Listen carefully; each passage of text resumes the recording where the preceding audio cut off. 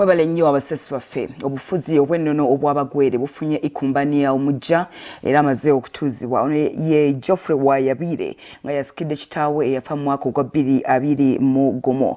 Wakati mu okulonda kwabadde ku Saza Grounds Budaka wabaddewo nno ku katuubagiro wakati w'abalonzi ne poliisi era yawaliriziddwa ku kukuba omukka ogubalagala mu bantu okusobola okubasattulula.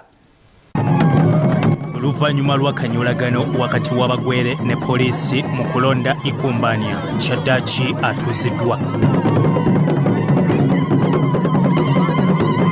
Sabbiiti eno ekyabadde ku Saza Ground e Budaka kabadde katuubagiro poliisi ng'ekuba omukka ogubalagala mu bazze okulonda okuva mu bika 18.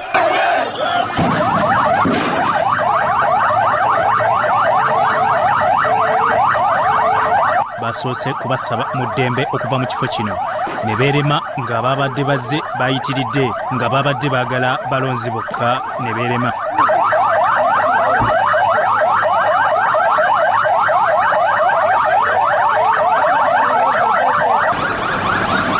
Abamu ku bantu bawaliriziddwa okweyambula okulaga obutali bumativu bwabwe nga bagamba gavumenti yeeyingiza nnyo mu bya IKUMBANIA.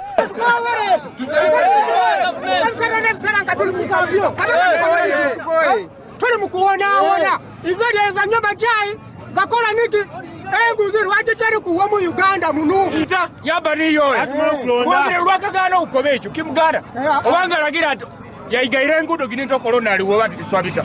Abamu bagamba bayagadde okubaawo nga balonda kuba kibadde tekirabwangako. Iso abaana bato twabira okulanga tetumayita ekigambo IKUMBANIA nga batutundire no yabiro yezera tuoneryo kyalo kinu tutegeera nto IKUMBANIA liwo tuyigire nakulata tutaka kuona IKUMBANIA oyisairo mwigere kyawa yabire kati lwaki batubuzaabuzanga batulimba omuntu yakolera endagaano mu fumbiro batulimba mbye IKUMBANIA wabugwere musana gumo buli muntu ngaona eola kwebisa. Ku lw'obugwere Tom Mbulamberi akulira olukiiko olw'ebyobuwangwa yategeezezza nti poliisi yayagadde kutangira buteesiga COVID kuba abantu babadde bangi nnyo. Anticipated, they never expected many people to be there, but having seen in fact a number of people flowing in all the time, they said we still regard that COVID-19 is still in place. Wabula omwogezi wa poliisi mu Bukedi North ASP Alaso Immaculate yategeezezza nti ministry y'ekikula ky'abantu abakozi n'enkulaakulana yaabwe ye yabayise okuyimiriza ekyabadde kikolebwa abamu nga bazibye enguudo. Received a letter from the minister, State Minister of Gender and Cultural Affairs, stopping the exercise. Wabula wadde biri bityo naye obugwere busanyufu bwe bufunye IKUMBANIA Geofrey Wayabire azze mu bigere bya kitaawe Chrysostom Wayabire eyafa mu February 2021. Enkumi n'enkumi z'abantu bazze okubaawo ng'atuuzibwa ng'alondeddwa okuva mu bika 18. Tom Mbulamberi yakuliddemu okutuuza IKUMBANIA n'amukwasa ebimuwa obuyinza okukulembera abalala. Abantu bagamba alondeddwa akola okusinga kitaawe kuba yaleka omukululo omunene. Oyabire obanga aliwo obulabono n'olyokuyizako obanga mwangu bw'okwayita esimo nobanga engabo ogikwayite.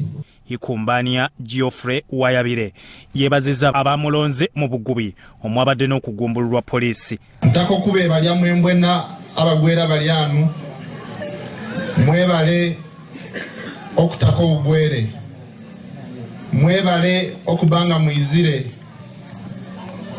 olwati tetene mubaawo bayita bangi babeire omukulonda olwokuna tetene mwira. Akowodde abantu okuba bumu mu kiseera kino ekibalese nga beeyawuddemu bakulakulanye obugwere. Obugwere buno twakoleramu twawutuuca egye tutakawutuuke. Nze ng'omwezi tina soole naye twakolera swenswe naamu obugwere ono twakumututumula atuuke abaana baisu egibalisanyukira. Bya Makumbi Emmanuel, Salt TV, Omunyo.